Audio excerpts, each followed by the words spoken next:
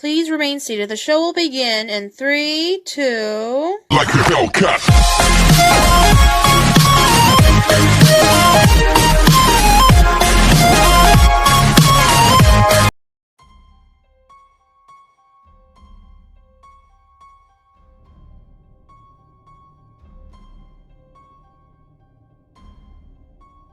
For more awesome content, like and subscribe now. I was in a rush when I booked the reservation. The hotel I wanted to stay at, the one I was used to, had been overbooked for a custom car show, and that left me out of luck. No amount of grumbling and growling into the phone could convince them my years of patronage were worth the effort of pulling a few harmless strings. So after a brief and aggravating visit to a website I didn't fully get the hang of, I was left with a room at the Stay Inn. The listing had given no real information on the place, other than it was a rustic spot on the outskirts of the city, with VHS players in every room. Looking at the place gave no more sense of what I was in for. The wooden facade was made to resemble a log cabin, though I presumed the structure beneath was nothing more than the standard fare. The rooms were lined up in one long, regimented row that seemed to trail off into the pitch-black forest that surrounded the place. Behind the trees I could hear the forlorn calls of owls and the incessant insect-like humming of what seemed to be a biblical horde. "Good evening, sir." The cheery female clerk behind the desk greeted me as a bell above the door signaled my arrival. "Do you have a reservation?" The lobby, or whatever you would call that closet-like space, was adorned with the mounted heads of several deer. The owner of this place had indeed been quite keen on the rustic decor. Shelves displayed black and white photographs of lumberjacks, fishermen, and hunters, posing with each living thing they had felled. "Yes, reservation for Cal White?" The statement had come out as a question, and as soon as it left my lips, I knew the backwater heap of an inn was already causing me discomfort. Let's see. The clerk dug through a thick book of mismatched papers until she found something of note, pointing to it with one sharp finger. "Here you are, room 9. I should note that the check-in girl was not hard to look at. She was on the short side, wearing a cute red bob that accented the heart shape of her face. Her smile could have used a bit of work in terms of aligning some stray teeth. Then again, perhaps that off-center grin did something for her. She wore a cherry red tie over a pink dress shirt with sleeves rolled up at the wrists. Under the desk, I could see just up to her bare calves. The heels she wore were also bright red, though I couldn't fathom how tiny she must have been without them. After exchanging information and pleasantries, I took the key from her. It was attached to a comically large wooden sign, 9. It appeared as if a Cub Scout had adorned its surface with swirling patterns using his wood burning kit. "Oh, one more thing," she called after me as I was halfway out the door. "We have a curfew. After midnight, you need to stay in bed." I laughed, nodded, and waved a goodbye. I could have cared less about some ridiculous and arbitrary rule, but I figured I'd have no reason to be up that late anyway. I'd be in the city early tomorrow morning. The room was everything I had expected. Cramped, windowless, musty, and slightly damp. Nothing was specifically wet, and yet when I touched the walls I felt as if there was the slightest sensation of moisture on my fingertips. Similarly, the blanket and sheets felt as if I could wring the slightest drops of water out of them if I tried hard enough. I had wondered if the promise of a VHS player in every room would be fulfilled. To my surprise, one resided on top of the dresser, next to the outdated cinder block of a television. The bent antenna and no visible cable connection didn't bode well, and I turned the damn thing on only to receive static and white noise.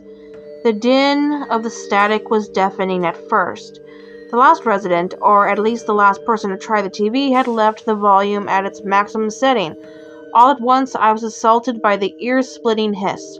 As I spun the volume knob downward, my face mere inches from the screen, I caught sight of movement within the snow. It wasn't like the random, frantic motion of the static. The small, strange blob of discoloration within the mess was moving in a fluid, constant manner. The atmosphere's color spot grew only in size, and soon it appeared to be the outline of a man, of a person at least, walking slowly toward me. Convinced this was nothing more than my mind trying to make sense of this senseless imagery, I backed away from the set and focused hard. The static man kept walking toward me, nothing more than a dark discoloration of the endlessly stirring visual catastrophe.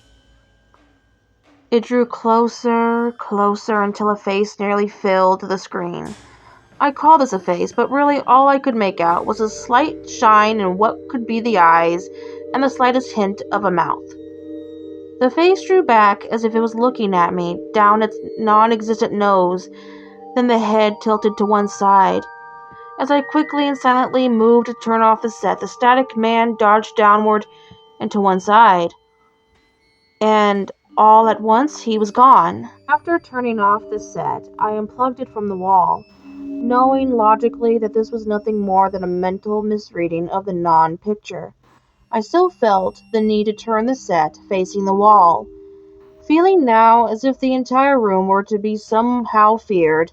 I dressed for sleep and buried myself in the bed. I figured my imagination was not done playing tricks on me, as I could have sworn I felt the fleeting touch and the tickle of cockroaches moving against my bare skin beneath the blanket.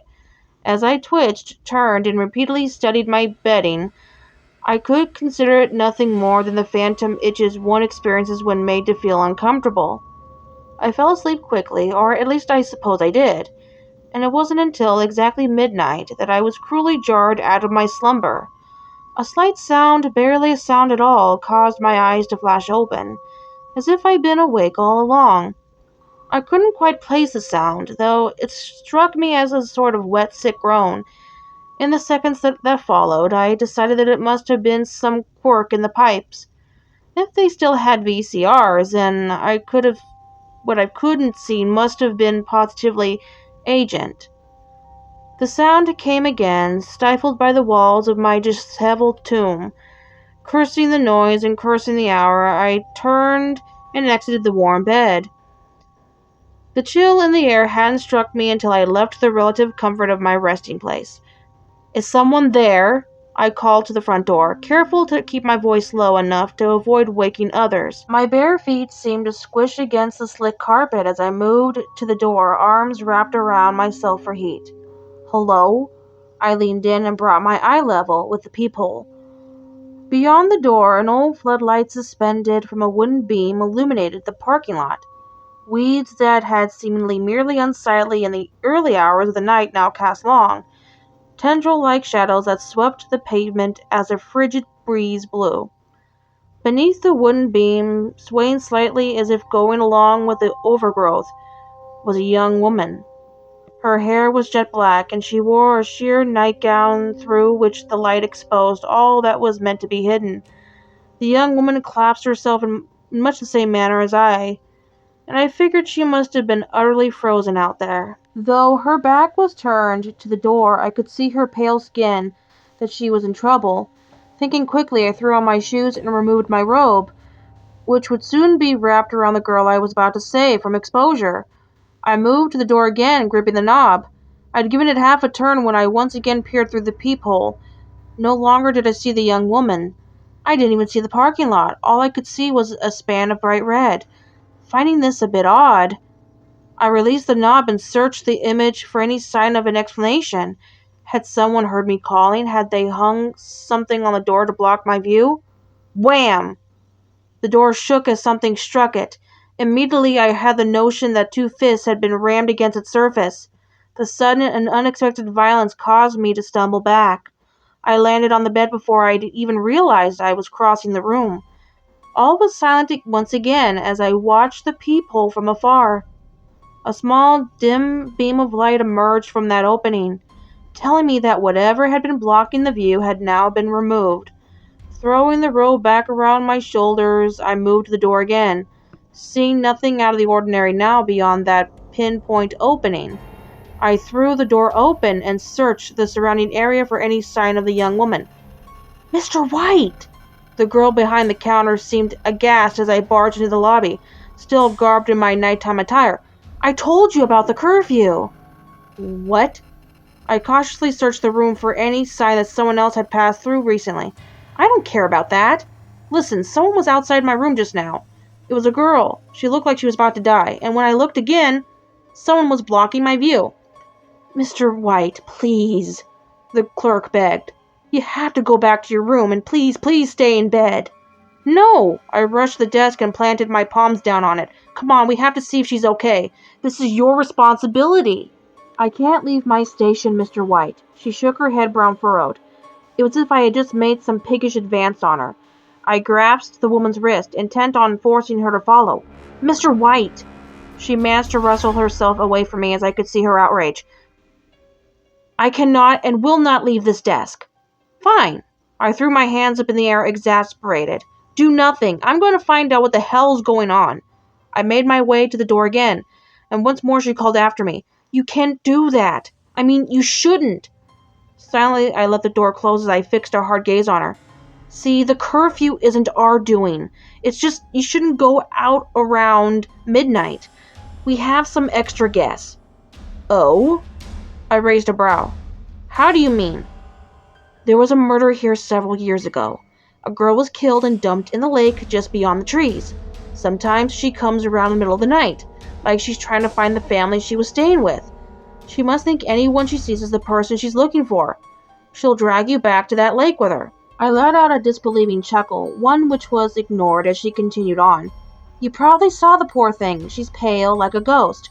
Her face is mangled and torn apart. I turned once more to leave, feeling there was a good chance I was the butt of some sort of joke.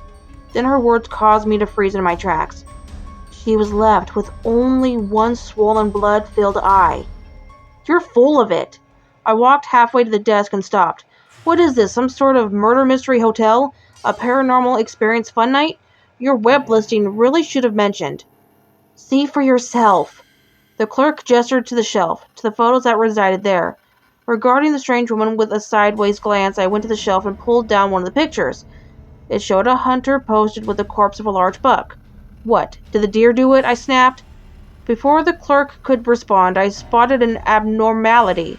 I could see typewritten words barely visible on the photo, reversed as if the other side carried the message. Less than carefully, I separated the frame and snatched out the picture. The photo had been clipped from a newspaper and was of no real importance. The article attached to it was the actual memento. Fourth murder at a local motel. The headline gave me a start. The words that followed did nothing to settle my nerves. The further I read into the article, the less I was sure of my skepticism. Community leaders are at a loss to explain the yearly killings that are taking place at the Stay Inn on Elk Road. Police have no comment at this time, though they admit to believing the 4 killings are in some way related. I looked to the other photos and back at the clerk. Yes, she said quietly, anticipating my question. They're all clippings. There were 10 murders over 10 years. All young women massacred and hidden somewhere in the area. Their faces, I started, finding no words to complete the thought. No, she shook her head sadly as I set the clipping and its frame back on the shelf. No, not all of them. Galt strangled one of them with her pantyhose. Another girl, he cut her into pieces. Galt? Yes, Victor Galt. The police killed him in a shootout just outside.